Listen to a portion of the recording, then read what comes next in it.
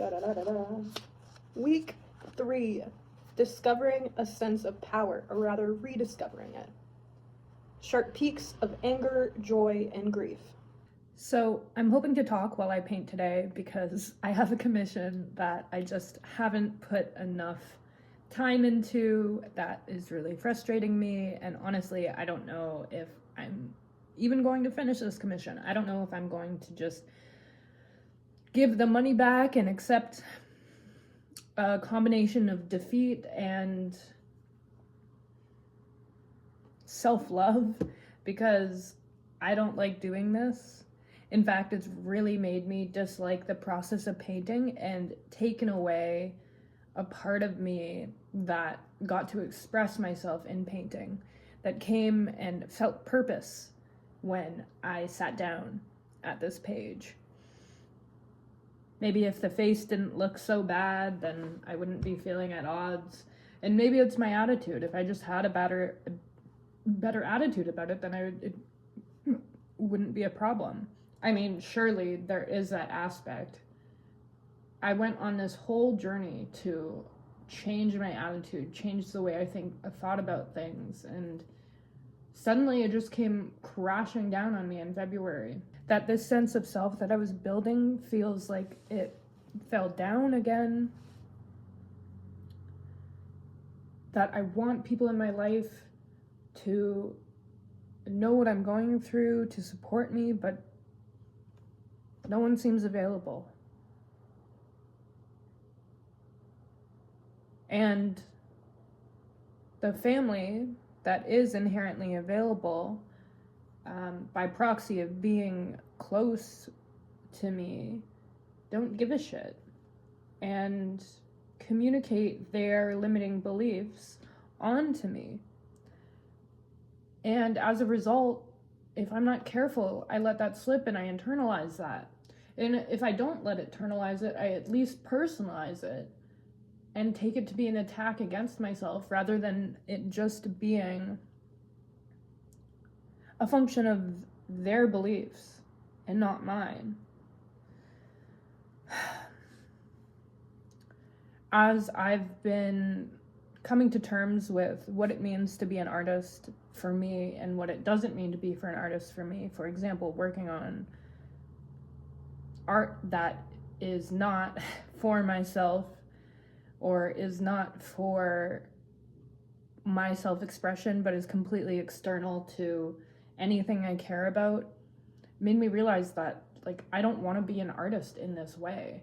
And that has been a huge point of contention for me, to realize that I really have to do this for myself, and as a result I won't be able to make money in a really typical fashion with commissions.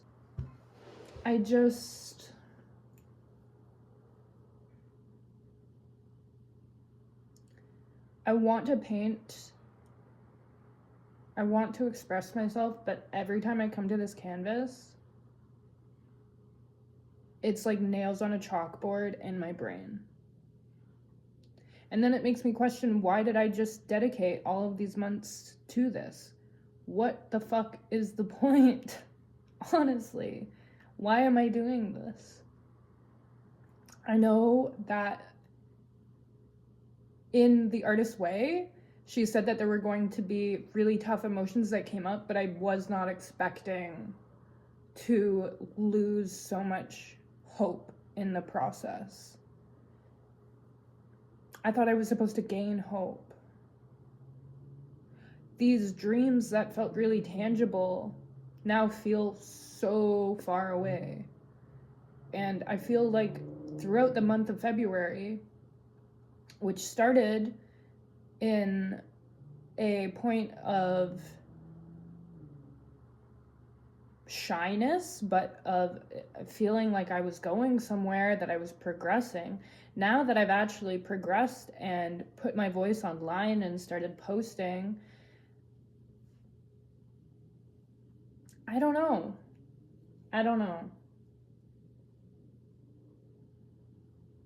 It feels like I'm making the wrong choices. And I don't know how to contend with that. I just want to be able to show my work already, and now I don't even like my work because this moment in time, this winter depression, whatever it may be, this fucking painting that I dislike is infiltrating the way I look at all of my other paintings.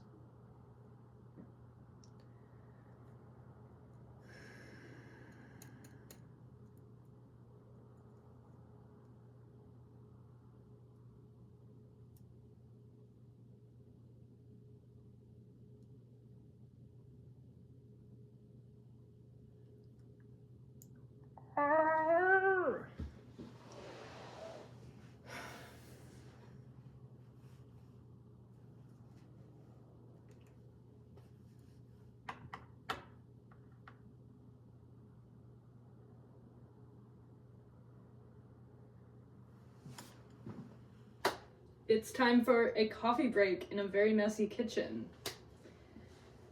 While I talk to you about my current crisis, I realized that I've spent all of these months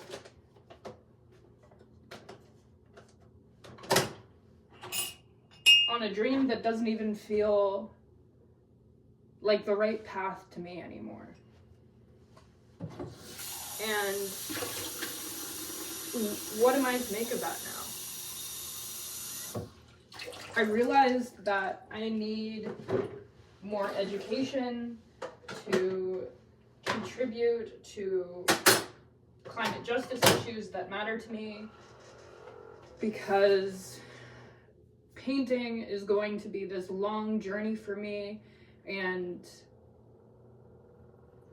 I want to express myself more fully. Painting is one aspect of that, but it can't be the only aspect. And as I discussed in my prior reflection, I need to read and I need to educate myself on how history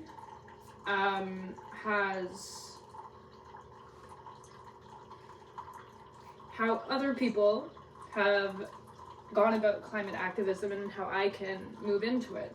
And now a master's program isn't the only way. And I think that's a really privileged, way of looking at it. I think that it's not necessarily the only option. In fact, it definitely isn't. You don't need to be in the fucking institution in order to make progress and contribute to justice. In fact, this ideology of being in the institution is in direct conflict with everyday people contributing to causes that matter to them, because you feel like there's this level of perfection and status that needs to be reached, and level of expertise that has to be obtained in order to contribute. But that's not the case. We don't need a lot of information to know that the forces of capitalism, all of these political limitations on equity, are not something that we need to refer to academia to act upon, to strike about, to protest with. And so I think, despite this being true, my career has always been linked to education. And as much as I want to give a lot of myself to art, and through trying to communicate my knowledge, my emotions about climate justice through my art, I need to make money, I need to contribute, I need to not just navel gaze and make these paintings, but actually go out there and be amongst the people making a difference. So when I don't have clear purpose in my actions, I lose my shit. I need a very clear motivation. And I think I have clear motivation on why academia is a mode of my ability to make change. And that's why I need to go towards it again. But I don't want this to detract entirely away from my motivation around art. I think it's very necessary. And literally the start of my channel was this justifying of why in me expressing my grief around climate change in art led to my ability to reckon with what else I can do to contribute to climate justice. There was no climate justice involvement for me without the art. And now I'm doing this stupid birthday portrait. God bless them. I wish them a happy birthday. But this is not what I came into art to contribute to. And it's really fucking frustrating. Why did I say yes to this? I don't know. Should I just pay them back? I don't know. My coffee is ready. I also realized that I really enjoy the process of like recording my painting and seeing my progress throughout. I haven't been doing that for the commission because it's a gift. I can't reveal the gift online prior just in case she sees it somehow, which I highly doubt, but it's just a policy, I suppose. And two,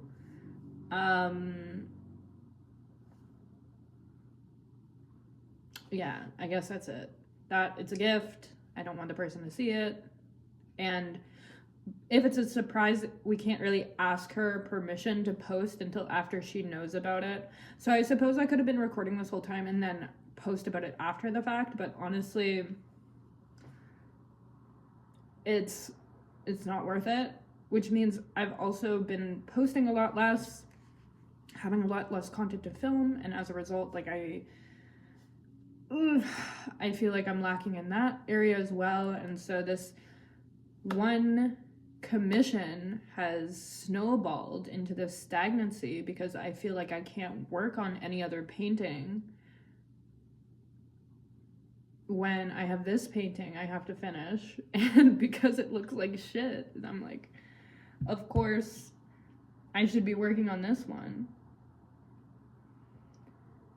I don't know. This week has been full of emotions, and I want to get into talking about how it can be really difficult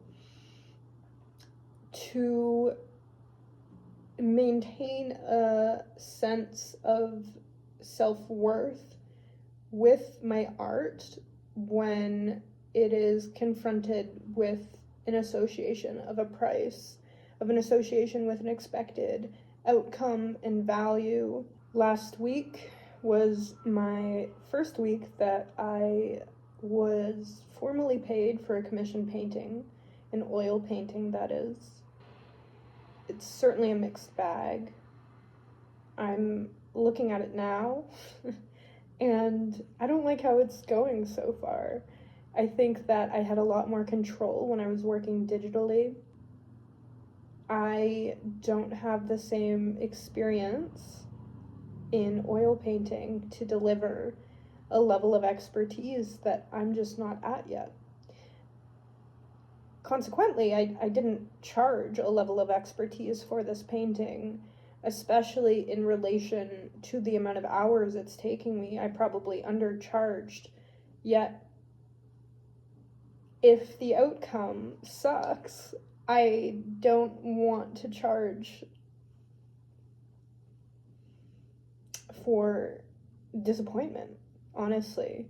I just don't have a catalog of art to refer to and say this is what my art is expected to look like, and you can be rest assured it's going to come out that way.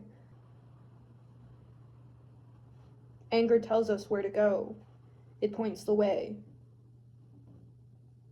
In recovery of a blocked artist, anger is a sign of health.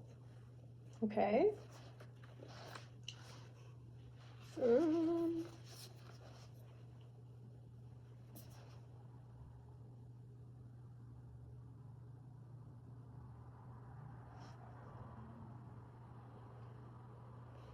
Anger says stop procrastinating. That's a huge one for me.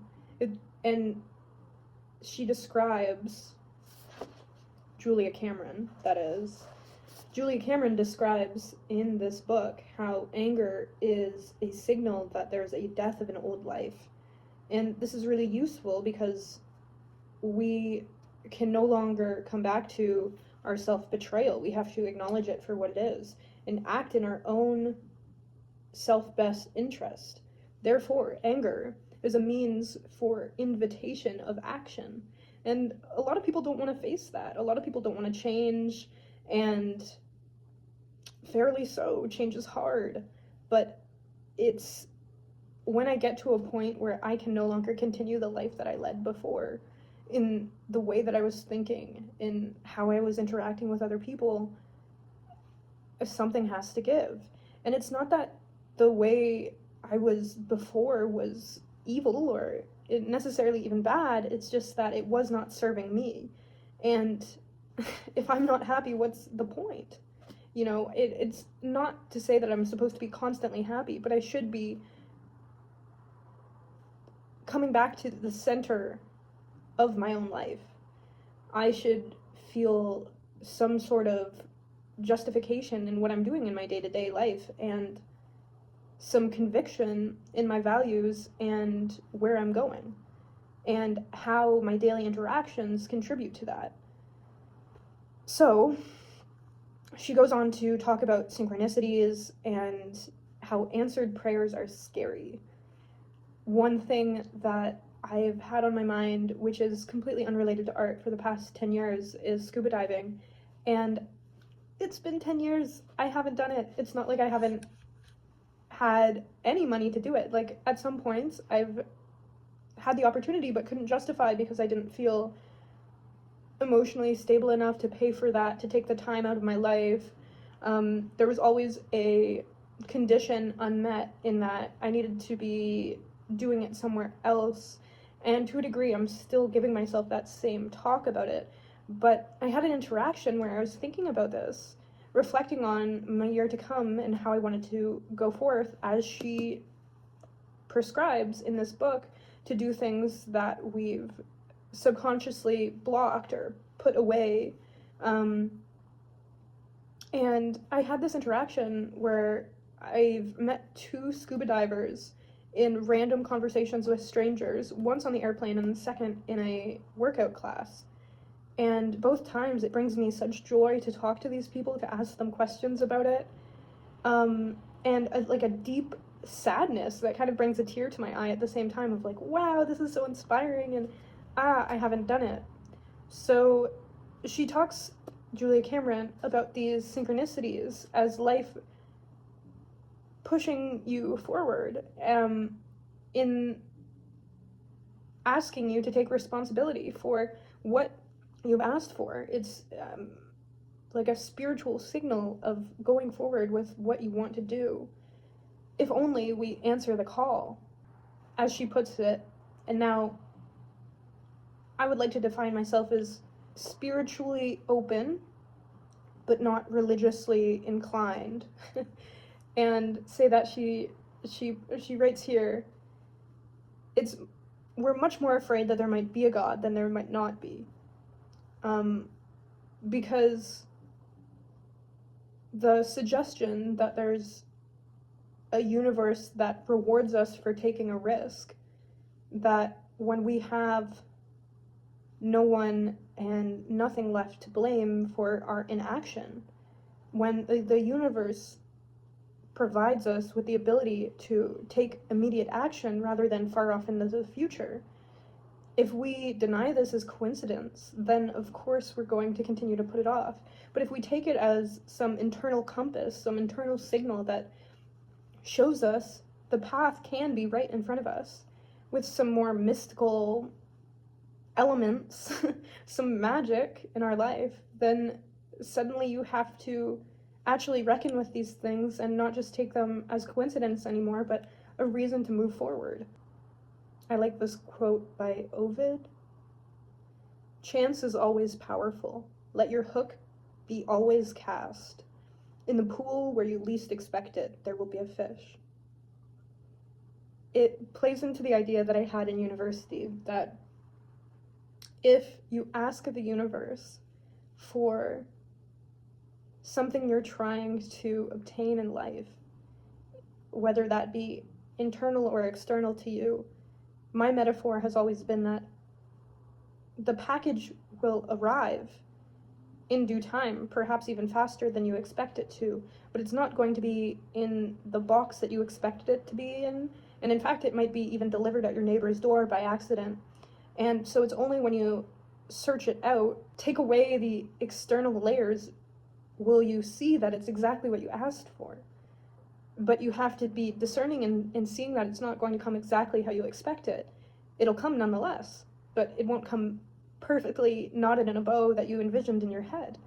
And that's having faith in things working out while being open to how it's going to happen.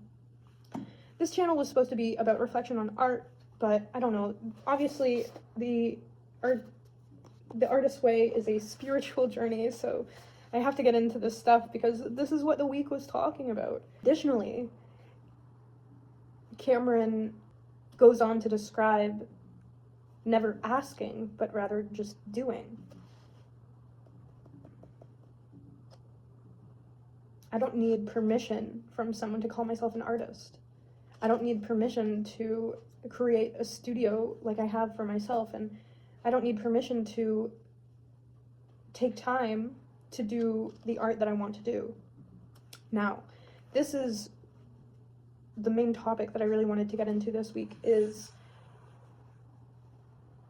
how do I justify making art that I want to make in a world that asks to make money in art, in a world that asks to do commission work, in a world that, hell, censors the type of artwork that I can post online?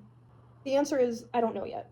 I know that I'm going to continue to make art the way that I want to make it, yet it's not always going to appeal to the largest amount of people. And in fact, it probably won't be the best fit for just any exhibition or gallery that I apply to. I need to find that right fit to begin with. That process is going to take some time, but I think in identifying it first, I can work with it. In talking to a friend last week, we cemented that when identifying big goals, if we can think about just a small step to take forward, that's only the only start you need, right? If I identify some vague, large goal for myself, the only way to start is through taking a step. Now, this sounds obvious, but I mean, easier said than done, right? What is that first step? For me, it's just painting. I have to continue to paint what I want to paint. Right now, I have 2 paintings that take priority because they were promised to someone else, neither of which contribute to filling my artist's heart, neither of which contribute to making me feel like I'm gaining any progress towards the messages that I want to contribute. And in fact, we're nearly done February now, and it feels like quite a bit of time has gone by in the year already. And sometimes I'm really harsh on myself and thinking that I haven't made progress. But within those 2 months, I've also completed paintings that are meaningful to me. So it's a mixed bag. I don't know. If what I wanted arrived tomorrow, would I be ready? This is exactly in describing what can I identify as steps to make towards my progress. If I was offered a gallery exhibit for next month, would I be ready? No. These goals that I have are things that I need to remember can only come if I continue to put in daily effort in expressing myself. all of these external signifiers of communicating a message to a larger audience that I want to express to doesn't matter until I've actually put in the work. So this is a point of contention for me right now. I have a lot of goals. I like thinking about those goals. I like adding to those goals. I like making new goals. I just want to get out there and discuss my thoughts that I've communicated through my paintings, but I haven't done the paintings yet. I like getting ahead of myself, but it's not necessarily possible to do with painting, which I think is healthy for me. I actually have to put the time and effort and all of those hours into painting before I can get to a point of communicating that message. And during that time, I will simmer on how best to communicate that. As for now, I just have to actually do it. I find that when I encounter a part of the painting that is not going well for me, I step away and then I have a really hard time coming back to doing it. Right now, there's eyes in a portrait. I haven't done a portrait in ever, really, in oil, and it's not looking so great right now. It's not looking so hot, but I have to realize that that's okay. It's part of the process. There's an ugly phase to every single one of my paintings at some point, and that I'll get through it. But it's difficult to push past when I have all of these other goals, and I have a hard time prioritizing when everything feels so important to me. And because everything feels so important to me, I also get overwhelmed. And for comparison to previous years, I'm doing a lot better with this, but it's still not completely healed. I'll never be a perfect work machine. Even in a creative field like this, it's just not possible. Like, I'm going to make mistakes. I'm going to have moments where I get art blockages and I don't want to paint. And there's never going to be a time where my flow is consistent every day I can think of. That's just not how I function. Now, never say never, but I don't want to hold myself against an impossible standard. And in fact, this comes into the work that she describes on letting go of shame in this chapter. The act of making art exposes a society to itself. Oh, I love this. I want this, like, tattooed. No, I don't. But I think I love this in the thought, because I kind of hate the trajectory of mainstream Eurocentric pop art right now, and its focus on commodity and how that reveals our current values as a society in the West currently, or at least the predominant values that society has, the upper ruling class has attempted to conform everyone into believing. I have specific ideas and goals on how to illuminate an audience to the idea of grief as a way of accessing climate justice. And I'd really like to continue doing that, but there's so many instances where I really struggle with the idea that anyone would give a shit. So I know that's a limiting belief I need to let go of. I go through these spikes, as she describes, of really feeling secure and confident in what I want to create, and then completely falling off of that. And I think it also aligns with how much am I actively creating art that I want to create versus creating art that I am giving to someone else, I'm selling. When I am creating art that has no meaning to me, of course I get a bit cynical about my trajectory overall, and I bring this viewpoint to the art that I actually think I'm creating meaning in, because I'm bringing this negative mindset from something that I don't care about. So I don't think I can do any more commissions. I wanted to do this to challenge myself to make a portrait, but I can't imagine myself continuing to do this because it feels like work. It doesn't feel like fun. And I'm so blessed and honored that someone would pay me to do a commission, but it's just not the kind of work that refills me. Side note. Look at her. It's a bronze statue from the thrift store my mother found. Oh. And she sits on my desk like this. You know, I love this item so much. I love it so. Look at her. Oh, it's so cute. Okay. This, if I were to give out awards, this would be my award. The budgie. The antique budgie. Ah! I think it's supposed to be like a book end, and there's supposed to be 2 of them, but we only found 1. Okay, anyways. Should I keep her in frame? There she is. Me and my budgie.